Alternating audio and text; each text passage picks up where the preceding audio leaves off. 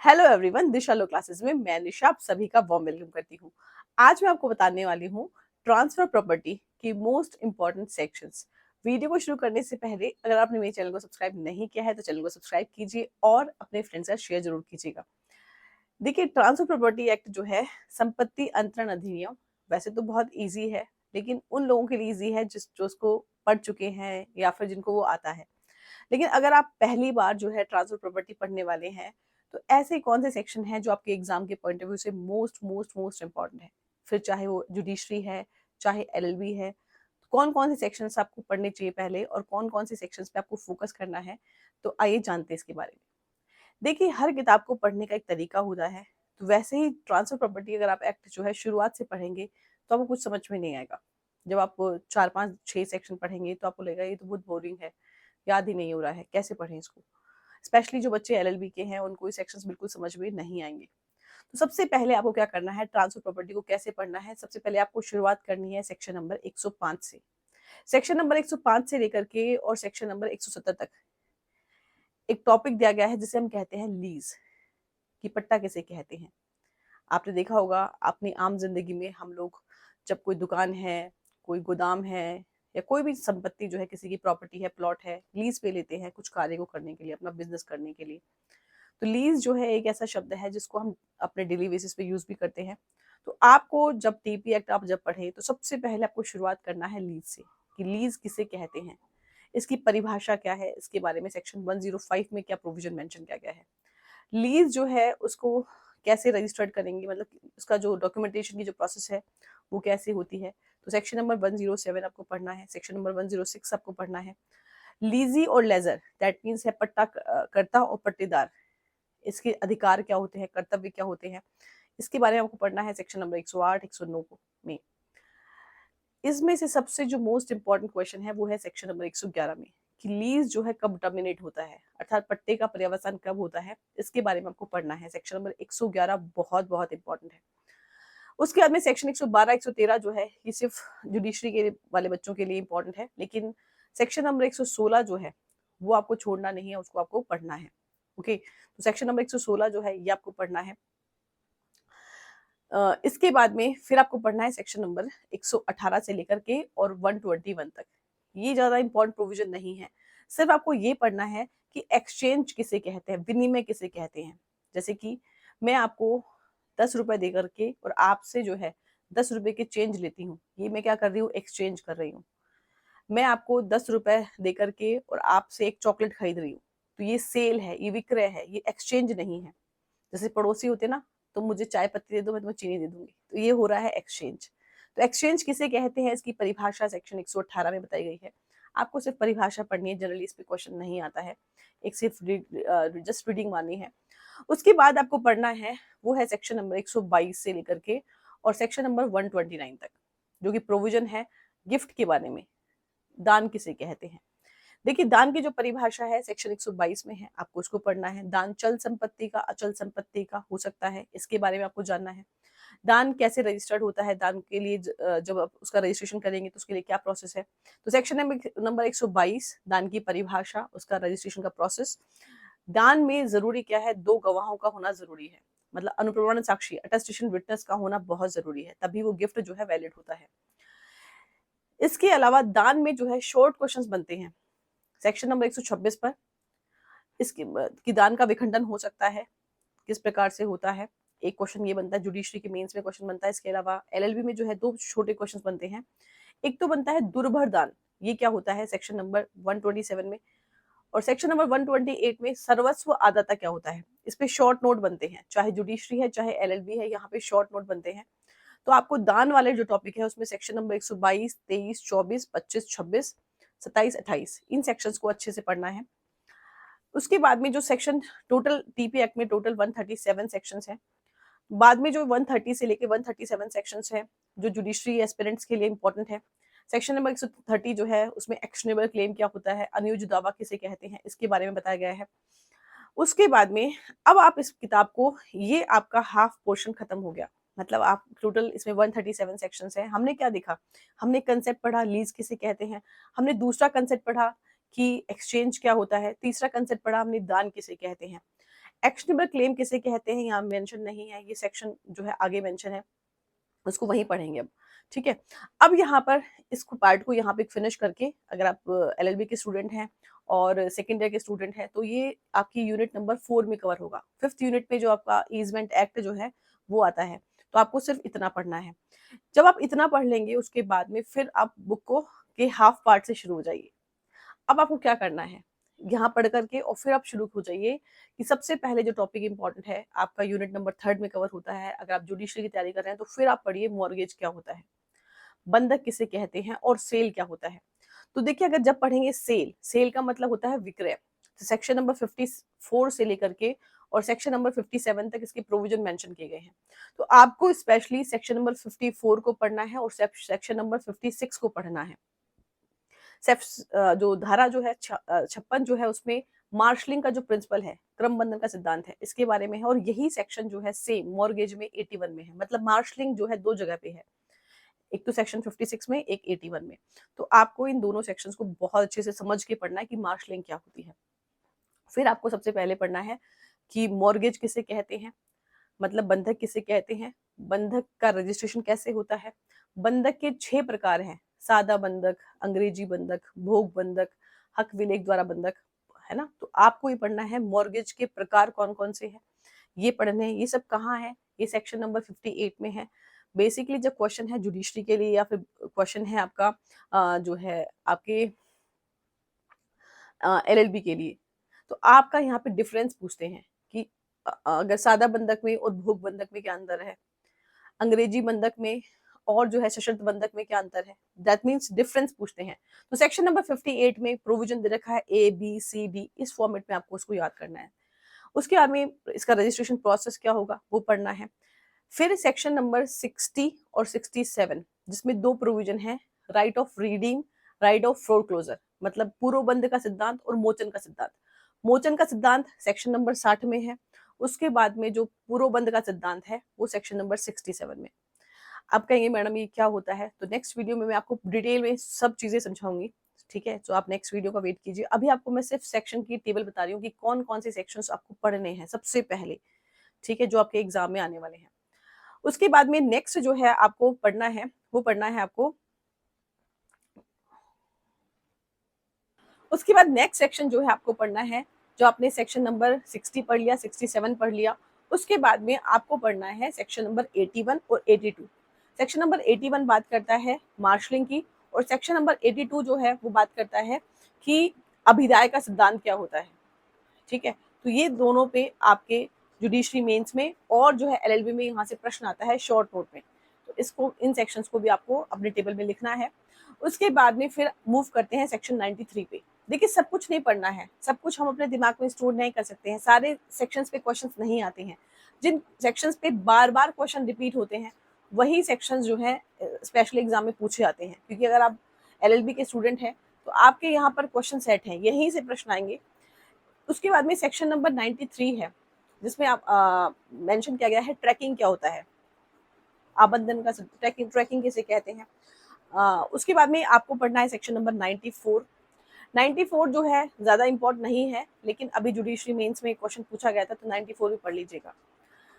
फिर आपका एक प्रश्न बनता है बंधक में और भार में क्या अंतर है, मॉर्गेज और चार्ज में क्या डिफरेंस है। ठीक है, तो चार्ज को डिफाइन किया गया है सेक्शन नंबर 100 में, तो आपको सेक्शन नंबर 100 को भी पढ़ना है। ठीक है, तो सेक्शन नंबर 94, सेक्शन नंबर 93 और 100 बीच के जो सेक्शन है उनको एक रीडिंग मार लीजिएगा, बाकी जो है ज्यादा मोस्ट इंपॉर्टेंट नहीं है। तो ये अपना सेकंड पार्ट खत्म हो गया। अब इस किताब को हम कहाँ से शुरू करते हैं, अब आते हैं फर्स्ट सेक्शन में कि सबसे पहले अब फर्स्ट सेक्शन से हमें क्या क्या पढ़ना है। देखिए फर्स्ट सेक्शन इसको रीडिंग मारनी है, सेकंड सेक्शन जो है इसमें है नहीं। ठीक है, definition close generally second section में होता है लेकिन नहीं है। सेक्शन नंबर 3 जो है उसमें कौन कौन सी डेफिनेशन जो है वो आपके एग्जाम के पॉइंट ऑफ व्यू से इंपॉर्टेंट है। तो लगभग अगर आप जुडिशरी की तैयारी कर रहे हो तो सारी ही डेफिनेशन पढ़नी है आपको। लेकिन अगर आप लॉ के स्टूडेंट हो तो आपको स्पेशली यहाँ पर एक तो पढ़नी है स्थावर संपत्ति किसे कहते हैं, यानी अचल संपत्ति किसे कहते हैं। इसके अलावा एक आपको पढ़ना है एक्शनेबल क्लेम, अनुयोज्य दावा क्या होता है। इसके बाद आपको तीसरी जो परिभाषा है वो पढ़नी है आपको, वो है आपका सूचना किसे कहते हैं। वैसे सूचना ज्यादा मोस्ट इंपॉर्टेंट नहीं है लेकिन सूचना पढ़ लीजिएगा। एक अटेस्टेशन की परिभाषा है, अनुप्रमाणन क्या होता है, तो इस परिभाषा को आपको पढ़ना है। ठीक है, तो कुछ परिभाषाएं जो आपको पढ़नी है, खासकर स्थावर संपत्ति वाली परिभाषा जो है थोड़ी सी इंपॉर्टेंट है, तो इसको आप अच्छे से पढ़ लीजिएगा। ठीक है, और अनुयोज्य दावा क्या होता है, ये परिभाषा अच्छे से पढ़ लीजिएगा। ठीक है, तो ये सेक्शन जो है 3 जो है इसमें डेफिनेशंस है, इसको पढ़ लीजिएगा। लेकिन आपके एलएलबी के पॉइंट ऑफ व्यू से या फिर जुडिशरी के पॉइंट ऑफ व्यू से जो सबसे मोस्ट इंपॉर्टेंट सवाल है, जो पहला सवाल होता है सेक्शन नंबर 5 और सेक्शन नंबर 6, संपत्ति अंतरण किसे कहते हैं और ऐसी कौन सी प्रॉपर्टी है जिसको हम ट्रांसफर नहीं कर सकते हैं। तो संपत्ति अंतरण किसे कहते हैं सेक्शन नंबर 5 में है। कौन सी प्रॉपर्टी है जिसको हम ट्रांसफर नहीं कर सकते हैं, तो सेक्शन 6 में एक लिस्ट दे रखी है। अभी 2024 में जब आरजेएस मेंस हुआ था उसमें सवाल पूछा गया था, तो ये बहुत इंपॉर्टेंट है बच्चों, इसलिए अच्छे से इसको पॉइंट वाइज फॉर्म में याद कर लेना। इसके बाद में देखिए जो सेक्शन 7, 8, 9, 10, 11, 12 हैं, ये सब जुडिशरी के हैं, जो है लॉ वाले बच्चों को नहीं पढ़ने हैं। आपको फिर पढ़ना है सेक्शन नंबर 13। सेक्शन 13 जो है उसमें जो सिद्धांत दिया गया है दोहरी संभावनाओं के विरुद्ध नियम। ठीक है, double possibility rule, section number 13, ये 13 में लिखा हुआ है, इसको आपको पढ़ना है। इसी में एक प्रश्न बनता है कि क्या किसी अजन्मे बच्चे, दैट मीन्स जो बच्चा जिसका जन्म नहीं हुआ है, क्या उसके नाम कोई प्रॉपर्टी ट्रांसफर हो सकती है, अगर हो सकती है तो उसके लिए क्या प्रोसेस है। तो सेक्शन नंबर 13 पे क्वेश्चन आपका आता है, इसके लैंडमार्क जजमेंट भी पढ़ लीजिएगा। सेक्शन नंबर 14 जो है परपेचुअलिटी का राइट, इसको हम बोलते हैं शाश्वतता का अधिकार, सेक्शन नंबर 14 में है। यहाँ पे जुडिशरी में प्रश्न पूछा गया था इसी बार। ठीक है, तो आप लोग जो है यहाँ पे ये सेक्शन नंबर 14 बहुत इंपॉर्टेंट है। ठीक है, ये पढ़ना आपको। सेक्शन नंबर 15, 16, 17, 18 ये सब जुडिशरी के हिसाब से पढ़ने हैं, एलएलबी में नहीं पढ़ना है। एलएलबी में आपको फिर पढ़ना है सेक्शन नंबर 19 और 21, जिसमें है निहित हित और समाश्रित हित।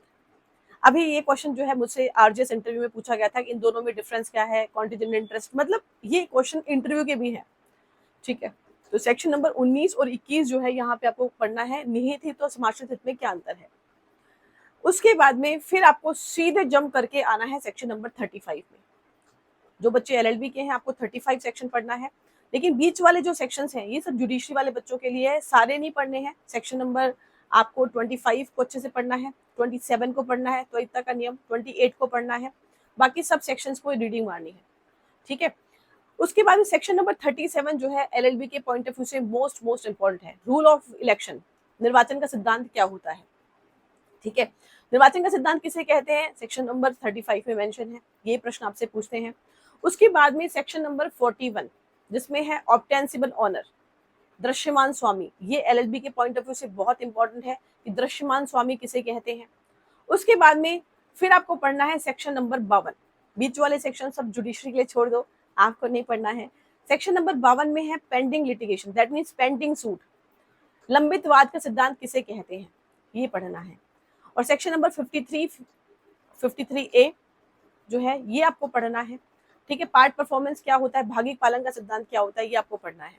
ठीक है, तो हम सेक्शन 54 तक आ चुके हैं, जो हमारा सेकंड पार्ट था हमने पहले पढ़ लिया, सेल और मॉर्गेज, तो अब नहीं पढ़ना है। तो देखिए बच्चों, अगर आप एलएलबी के स्टूडेंट हैं और आप इस किताब को पढ़ना चाहते हैं तो आप इसे लास्ट से शुरू कीजिए।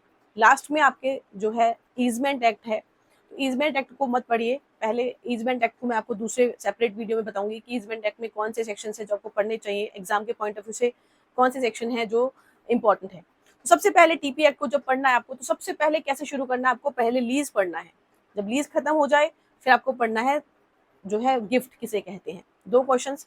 फिर आप टर्न कीजिए, सीधे क्वेश्चन पाइए मॉर्गेज पे, आपको मॉर्गेज पढ़ना है कि बंधक किसे कहते हैं, उसके कितने प्रकार होते हैं, बंधक और भार में क्या अंतर होता है, ये पढ़िए। जब आपका ये सेक्शन जो 3rd यूनिट कवर हो जाए, फिर 4th यूनिट में आ जाए, जो 1st यूनिट है सीधे वहां आ जाइए, कुछ डेफिनेशंस पढ़नी है सेक्शन नंबर 3 में से जो आपके बुक में मेंशन की गई है। फिर आपको पढ़ना है सेक्शन नंबर 5, सेक्शन नंबर 6, ये इंपॉर्टेंट है। उसके बाद में सेक्शन नंबर 13, 14 ये बहुत इंपॉर्टेंट है यूनिट नंबर 1 में।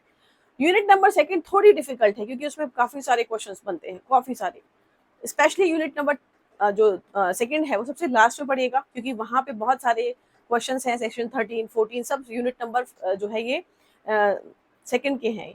ठीक है, तो सेक्शन नंबर 13, 14 एंड जो है उसके बाद में 19, 21 निहित हित, समाश्रित हित, और उसके बाद में आपको पढ़ना है rule of election, section number 41, जो है ऑब्टेंसिबल ऑनर दृश्यमान स्वामी क्या होता है, और उसके बाद आपको पढ़ना है सेक्शन नंबर 52 और 53। ठीक है, तो देखिए बच्चों, आप लोगों को लगेगा मैडम सिर्फ सेक्शंस क्यों बता रही हैं, कंप्लीट वीडियो क्यों नहीं आ रहा है। आपको मैंने बताया था मेरे चैनल पे कुछ टेक्निकल इश्यूज आ रहे हैं जिसकी वजह से मैं वीडियोस नहीं बना पा रही हूँ और अपलोड नहीं कर पा रही हूँ।